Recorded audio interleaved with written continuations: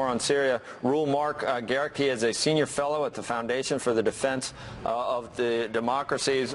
Do you have an ironclad, great way to handle this, Reuel, or it's just a lot of bad choices? Well, I'm not sure that there are any great choices. I mean, it obviously would have been better if the President of the United States had made a case for military intervention 2 years ago or even a year ago. You know, I think it's fair to say that it's very difficult to rally the American people to this when the President himself has a very difficult time committing himself or taking the bully pulpit in favor of military action anywhere in the Middle East. So I do think the United States needs to respond to this. It needed to respond a long time ago. I think you always have to keep your eye on Iran.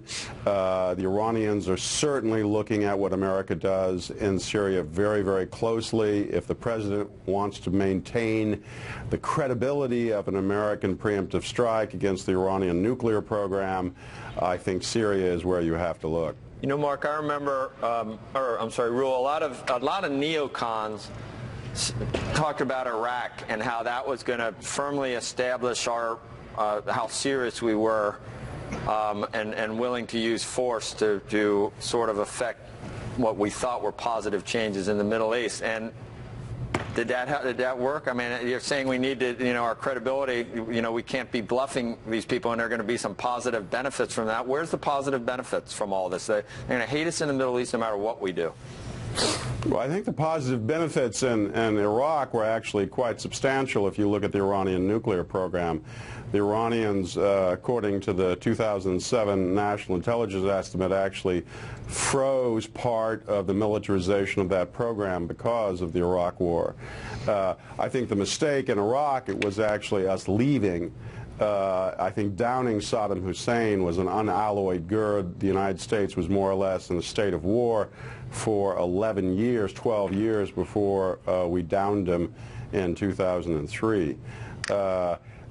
You can't run away from power politics in the Middle East. I would argue you can't run away from the Middle East at all. The notion that we can somehow abandon the region and all the problems of that region aren't going to come and bite us, I think is foolish. I think that's what we thought in before 2001, and I think to some extent history is repeating itself now. What if there hadn't been an Iraq? What would what would the neocons suggest we do right if they were in power and you know, Cheney's still around, Rumsfeld's still around? What would we do to Syria right now? Would we do shock and awe and do regime change? Would that be the best thing? And then who would we lead? Would we have a better outcome than we had in Iraq with the rebels that are there, not knowing which faction would win?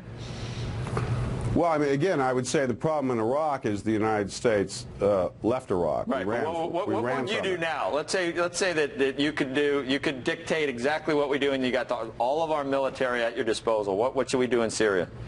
I would say you would want to take down every military resource that the Assad regime has. You want to intercede in Syria before Syrian society is completely annihilated. We should have done it earlier. You should have done it before the Sunni society was cracking at the seams, before you had the interjection of a lot of very militant groups. I mean, that was a foregone conclusion that as Sunni society started to fall apart, you're going to have jihadists flood in there. You need to stop it now. It can only get worse. The only way, the Iran benefits by this continuing, the jihadists benefit by this continuing. The only people who don't benefit by this continuing are in fact the Sunnis who could make a difference. We'd have to do something in Iran too, in your view, I would think, right? On the nuclear program? Yeah. Yeah, I think it's a highly dangerous position to allow the most consistent state sponsor of terrorism to develop nuclear weapons. To give nuclear weapons to the Iranian Revolutionary Guard Corps, in my mind, verges on idiocy. Reuel, you might go after the whole axis of evil. We'd have about 6 fronts here. What about North Korea? Would you engage there as well? No. Okay. All right, so we'd have two fronts, basically. So we should have done something in Syria earlier, and we should do something in Iran at this point. You know that we can't because of, for whatever reason, the way that Iraq is perceived at this point, whether it's accurate or not. Viewing it through that prism is clouding all of our decisions now, don't you think? Well, it's certainly clouding President Obama's, I think, position. I mean, I find it's a miracle that you actually have as many Americans in the polls in favor of military strikes in Syria as you do, given the President of the United States has never once taken the bully pulpit trying to explain why it's a very bad idea to allow Assad to slaughter his own people and win. Yeah. The President of the United States can do a lot if he takes the bully pulpit. I mean, he can change the equation not only in the country, but he can change the equation in Congress. President Obama has very much refused to do that. Reuel, this is Jack DeGan. Is that aggressive stance even possible for this president after 2 years of pretty much the opposite? Is it even politically possible for him to make that reversal? Isn't that a reversal?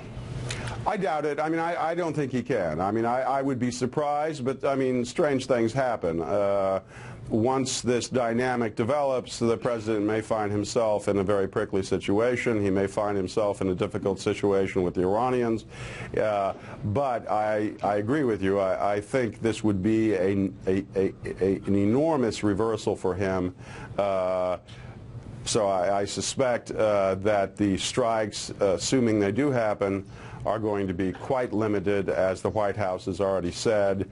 It may actually do more harm than good. All right, good. All right, we appreciate your time today, Reuel Marc Gerecht. My pleasure.